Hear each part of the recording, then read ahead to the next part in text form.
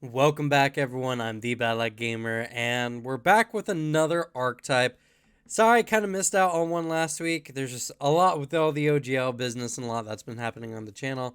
So I've been putting my efforts elsewhere, but this week I am bulk recording so I can get everything done, hopefully on time, so we have a regular schedule this week, and hopefully from this point forward. So let's try to keep on track. And today we're talking about a very interesting archetype that is very specific, but I would say this is a lot more of a commonly picked archetype, or at least is you're able to pick up this archetype more frequently because it is a somewhat common feature that some classes have.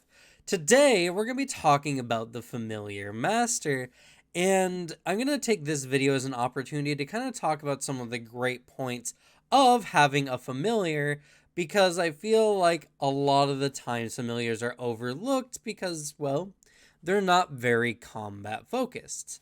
And while that's understandable, the sheer amount of versatility that a familiar can add to your kit, or some of the features it can do, are actually quite astounding and can even be game changing for your character. Buckle up, we're going to be looking into what makes familiars great, as well as the Familiar Master. So the Familiar Master dedication is probably one of the best dedication feats out there, purely because it either gives you a familiar or you get the enhanced familiar feat if you already have one, which is really good. It means that no matter what, if you pick up this dedication, unless you're already so far in your build that you already have familiar dedication for some reason, which you honestly could just retrain out of that, get another class feat of the appropriate level, and have the familiar master dedication fill that slot for you. And not only that, but you can consider this: if you're going to take enhanced familiar anyway, you might as well take familiar master if you don't have any other archetypes planned for your build.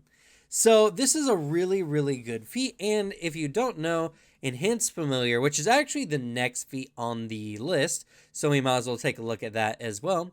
Enhanced familiar allows you to start with 4 familiar abilities rather than 2. Now, it needs to be mentioned that if you are a witch or wizard, they stack with what you initially get from your familiar. So it's not up to 4, it's base 4 plus any class features that add on to it, which is, again, really good, and it's very considerate for the overall person who's going to be taking these feats, because obviously if you're going into familiar master, you want a familiar, and you want a good familiar. You want a familiar that can do a lot of things, and these 2 feats right here are just absolutely perfect for any kind of build you're going for, especially because if you already have a familiar, you just get enhanced familiar for free essentially, which is pretty solid. Next up is Familiar Conduit, which is a really good one. It allows you to originate your spells from the position of your familiar rather than yourself, which is really good. And I don't even think there's a range, is there? Yeah, you have line of effects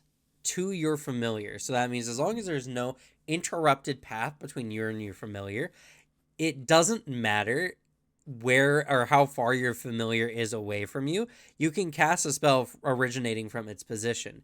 This is amazing, especially if you have a flying familiar, for instance, that is spending its turns flying over the battlefield, because then you can rain down hell with your spells from relative safety, especially because you could be behind cover, you could take cover and just look up at your familiar, and as essentially a meta magic, which this is a meta magic, so you can't stack meta magic onto the spell, but regardless, you could be behind complete cover, you could be somewhere completely safe. As long as you can see and have complete line of effect to your familiar, you can cast your spells in relative safety. This is an amazing feature, and one that I would definitely not overlook, especially if you are playing a full spellcaster with a familiar. Next up is Familiar Mascot, which I'm going to take this opportunity to start talking about some of the great things that familiars have to offer, and it really is applicable to the Familiar Mascot. So what this feat does is that when you're picking your master abilities at the beginning of the day, you can instead choose one of your allies to benefit from the master ability. Now, only a single character can benefit from each master ability, and you can only take a single master ability once unless the feature says otherwise. But more or less, this allows you to kind of share the love, especially if you're playing a class like the Witch or the Familiar Attunement Wizard, who gets extra familiar abilities every day. And so getting extra master abilities to share with your allies are really good. Some examples of this are extra regents. If you happen to have an alchemist in your team, this is a really good way to get extra reagents in the day. And if there's any other, I think investigator can also use reagents to make alchemical items. So this is just a really good one to pick up if you have an extra familiar ability you don't plan on using, or if you just want to aid your ally to give them extra abilities. Now, it does give you one additional badge, and they must have the infused reagents ability to select this ability. I imagine by the way this feature kind of works, as long as the ally is applicable for the abilities, that should benefit, or they should be able to pick it up and benefit from it. I don't know why it wouldn't otherwise, because otherwise that would make a lot of the master abilities, my goodness, not be very applicable. But in any case, I would play it that way. If you wouldn't, I understand as well. In any regard, extra reagents is just really good for your alchemically based allies as well. The biggest one that I think you would take this particular feat for is the familiar focus. What this does is allows your familiar to, when you command your familiar, it spends 2 actions to give you a focus point, essentially, and you can do this once per day. This is a very solid ability, and this is really good, especially if you have teammates who are very familiar, focus spell heavy, or from allies that have very beneficial focus spells, like champions who have their lay on hands, which does offer a lot of benefits as well. And this can kind of ease that need for some classes to kind of be more reserved with their focus points, especially if they have multiple focus points, which they can't get multiple back on a 10-minute rest. This is a really good aid to your allies. And the thing is, right, both of these abilities, familiar focus more specifically, are really good abilities. If you're using a familiar and not selecting something like this, you're really shorting yourself some serious power. Now, not that familiars need to be focused completely on power, but it's something that I feel like some people wouldn't even know familiars had access to, and getting an extra focus point is actually pretty huge. Next up on the list is Improved Familiar, which more or less what it does is reduces the number of familiar abilities you need to select a specific familiar. Now, this is particularly really good if you are playing a class that's a lot more familiar focused, because a lot of the familiars do have some really good abilities that can be added to your kit. One of my favorite examples of a specific familiar that's just overall really handy that you can get pretty early on, depending on when you select these kind of feats, is the Fairy Dragon, because the Fairy Dragon has a breath weapon that is based on your own class or spell DC, which isn't bad. And if they fail the save, the enemy becomes stupefied 2 and slowed 1. And it lasts for a d4 rounds, and on a critical failure, the duration is 1 minute. It's a really strong effect. Now, it can only be used once per hour, which, is not the best, but it's a very strong effect. It's essentially a spell that you get just through your familiar.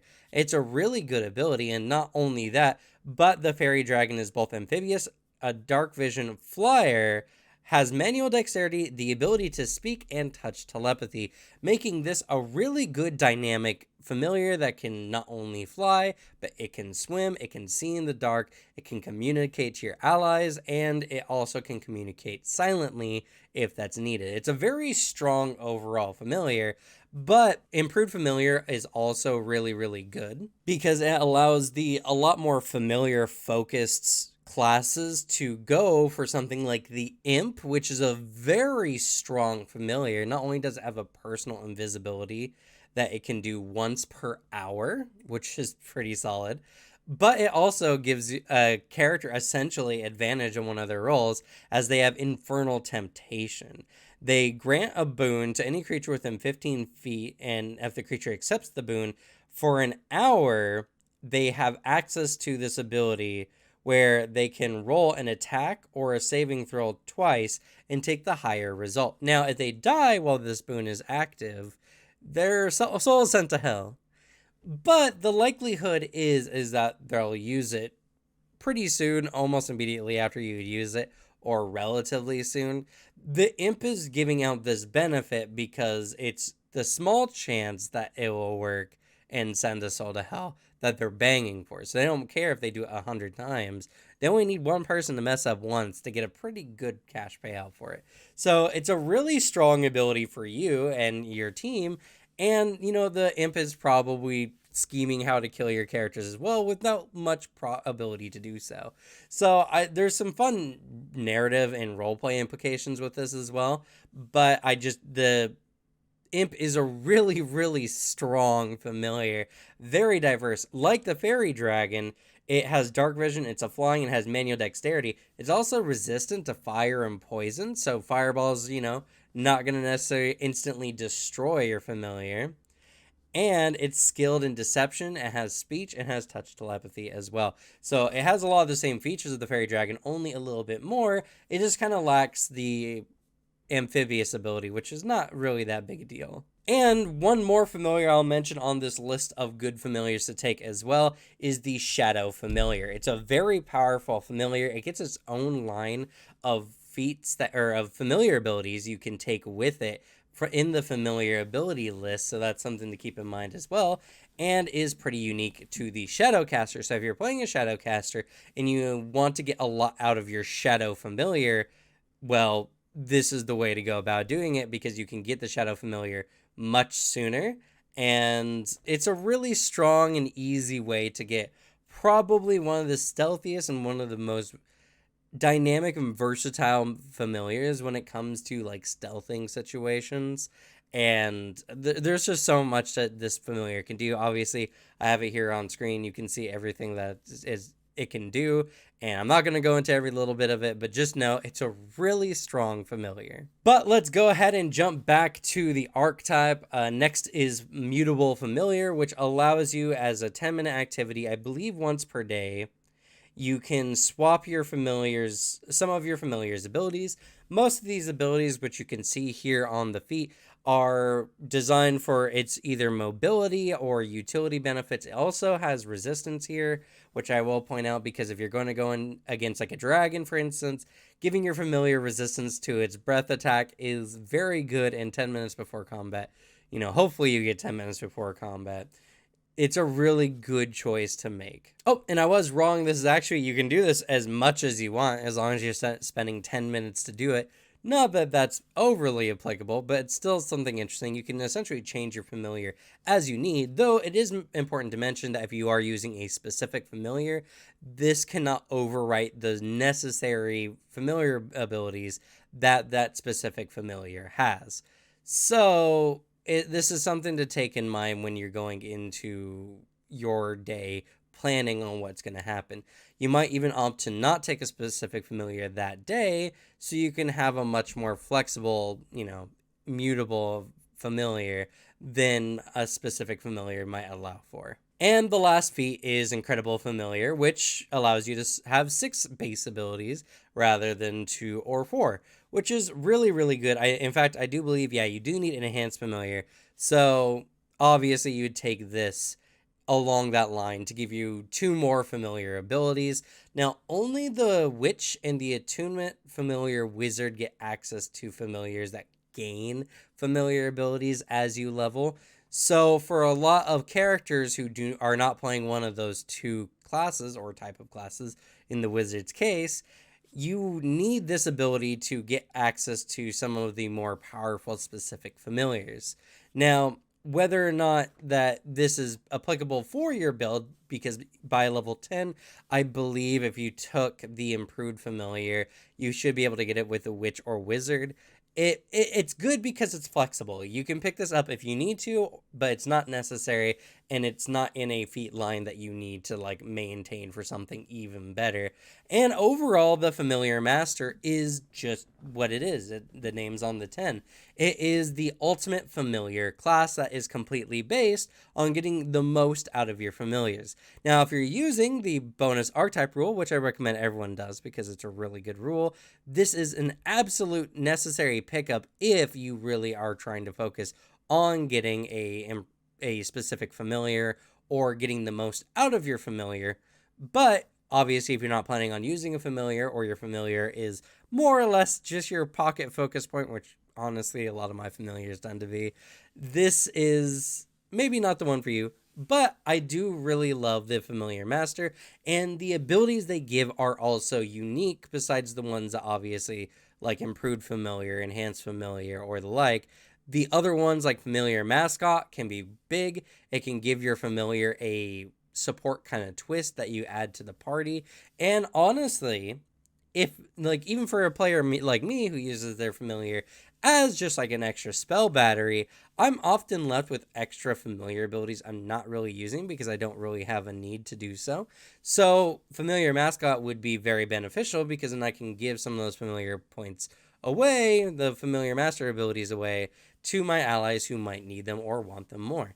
It's overall a very solid archetype if you're planning on going into familiars. And also, I hope this video helped you look at familiars in a slightly different light and maybe convince some of you to start looking into your familiars, because honestly, I promise if you dive into familiars, it actually has a pretty nice payout. So it pays to pay attention to the small things, especially if they're small magical companions. That's going to be it for me. Thank you all so much for watching. Good luck with your games. Leave the bad luck to me. And I'll see y'all next time. Bye.